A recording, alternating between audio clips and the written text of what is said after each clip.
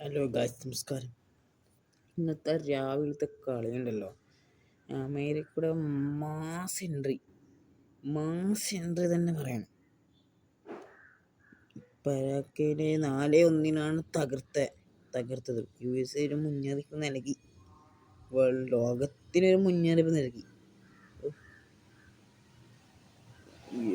ഏതൊരു താരം ഇരുട്ടക്കൊള്ളടിച്ചില്ല,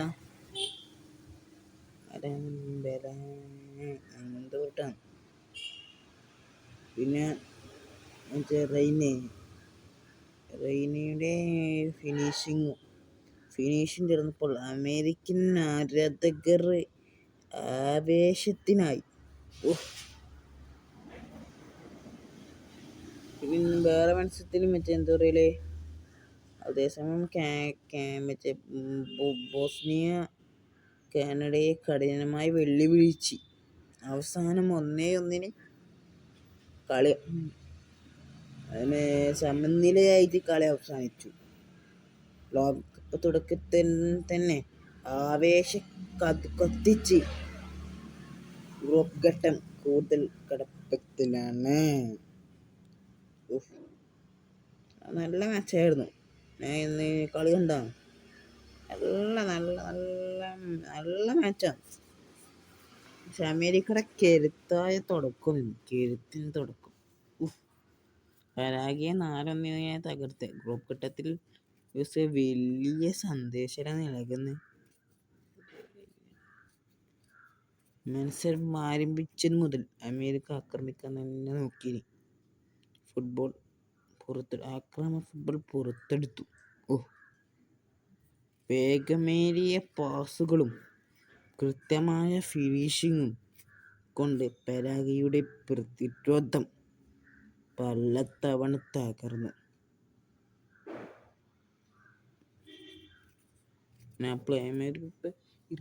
ഗോളടിച്ച പ്ലെയർ ഉണ്ടല്ലോ,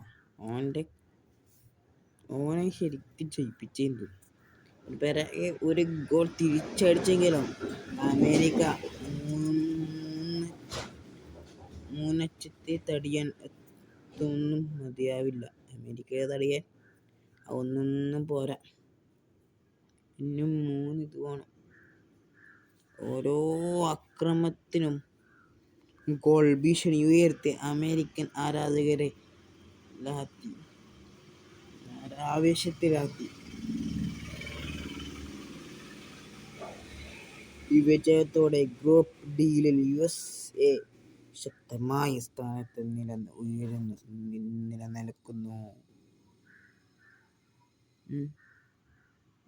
പിന്നെ ഒരു കാര്യം കൂടെയുണ്ട്. അമേരിക്കക്ക് മുന്നറിയിപ്പ് അങ്ങനെ കുറേ ആളിപ്പം കമൻറ്റിൽ അറിയിക്കും. അമേരിക്കക്ക് മുന്നറിയിപ്പ് മാത്രമേ പറയാൻ അറിയൂ. അതുകൊണ്ട് ഞാൻ വെറുതെ പറയാൻ കേട്ടോ.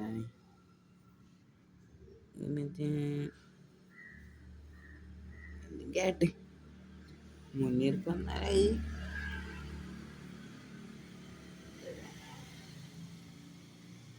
കേട്ടല്ലേ.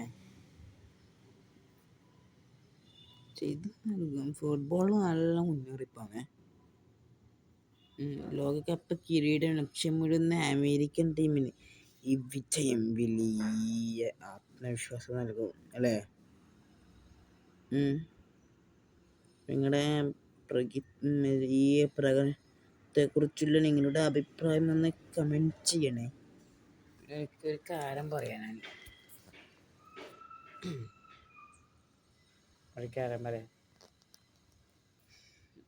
നെയ്മർ ഇറങ്ങൂലെന്നൊന്നും പറയുക